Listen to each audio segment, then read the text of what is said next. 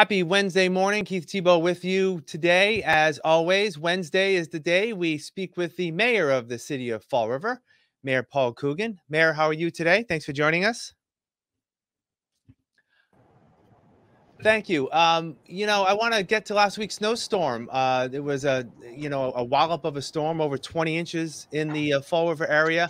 I guess let me start by asking you where we currently stand in terms of snow cleanup. Are there still crews out there? Are there any, trouble spots that residents should be aware of? Well, there's probably trouble spots wherever snow's piled on the corner. It limits people's view when they're making a turn and for kids walking to school. But I know we cleaned up a number of them. I went by the Watuppa Heights where we're using as a place to put the snow, and it is completely packed with snow over there. So something's going on. Of course, there's going to be hot spots probably till Friday when the rain comes, but we'll be cleaning storm drains up today and tomorrow with the water department, trying to get those ready for the rain, and we're moving along at the next phase. People are reminded to clean the sidewalks and allow for people to pass by and help us any way they can. But overall, I think we're in pretty good shape right now. Yeah, it's always an issue when there's a big snowstorm in Fall River. People, with the parking ban and moving their cars. I know with the parking ban, it was instituted last Friday at 6 p.m. And there were, from what I gathered from the police department, there were only a limited number of cars that were towed. Is this something that the city has to be a little more cognizant of to try to put some pressure on some of these people to move their cars? I know it's an inconvenience for people. We don't want to add any undue burden in terms of fines and towing, but there is also that safety factor of cleaning the streets. Oh, safety factor was no more glaring than it was on Irving Street.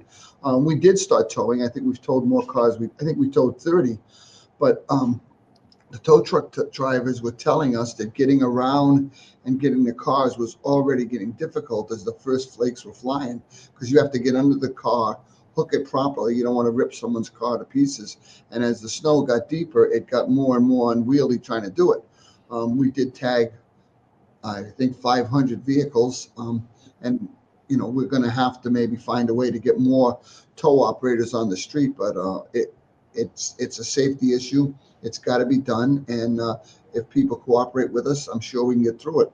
I was hearing from someone in Fitchburg that in Fitchburg, I don't know how they do this, they don't allow people to park on either side of the road for safety reasons. I mean, we're not going to do anything like that in Fall River because there's just absolutely no way to put that many cars. But at the same time, people have to cooperate with us and do the best they can. I had one of my former students tell me he had to walk 2 blocks. If I say, well, it's a blizzard, I'm sorry, but we need to have those roads free for our emergency vehicles and for people, and to plow properly to the curb, at least when we get done the storm. And that's what we try to do everywhere. And we're never going to be 100% successful, but we do what we can.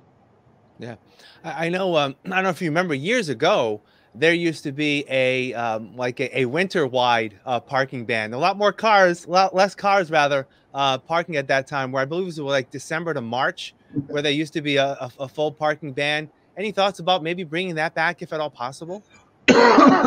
Most of the time, Keith, it's not a problem. It's a problem when we have snow, and that's what we're trying to address it as, a snow problem. Whether someone parks on both sides of a street when it's 25 degrees out and no snow in sight doesn't really bother me. It's when there's a storm, and we did this time, we tried to get the announcement out 3 or 4 days before we even instituted the ban, so people could be made aware of it. And maybe that's what we have to do, but people have to respect those bans because it's very important.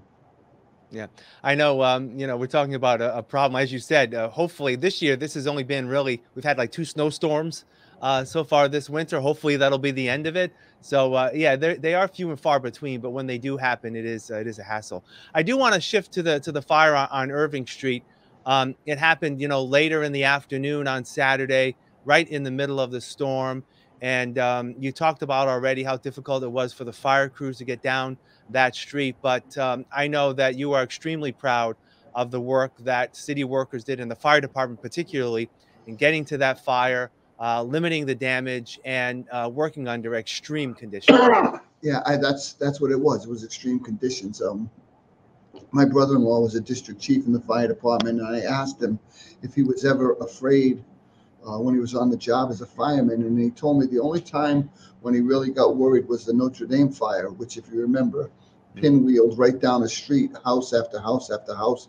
And as I saw the embers going over the house next door to the house that was burning, I'm saying, where is this going? And in that case, I talked to the chief about it because we had so much snow. A lot of those embers fizzled out in the snow on the roofs and of the other houses, which again worked to our advantage. But the wind was whipping, and it was a miracle that the house, 20 feet away from the burning building, didn't go up. It did melt on one side a little bit, but the firemen saved that house, and probably by saving that one, saved a number more all the way down to Pleasant Street. So they did a great job, and they were up there the next morning. I was up there about 6:45 with the chief, and it was still smoking, but they had it well under control by that point. And the DPW came in and went to work with backhoes, taking out the frozen ice and water and snow and every other thing that was clogging up the streets, and they got that street passable.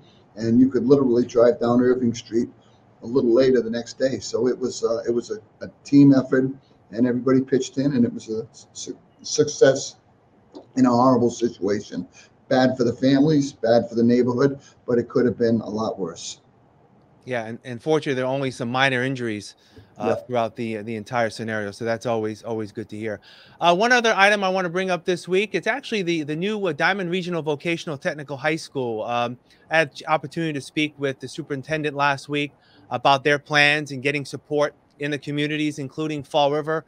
The numbers, the preliminary numbers are out. The school is going to receive over $145 million from the state to build the facility. They're still going to need substantial contributions from the communities. In Fall River, looks like it could be over $193 million. What has been your discussions with Diman on this, and how do you feel that the city can potentially move forward on this? And it's going to be another big bill for taxpayers.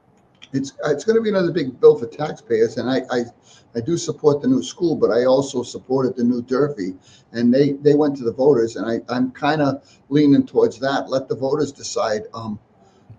If they want to spend that kind of money on Diman. I think they definitely need a new building up there. It's a little dated, although it's a good solid old building. But at the same time, there's nothing wrong with them getting a new school.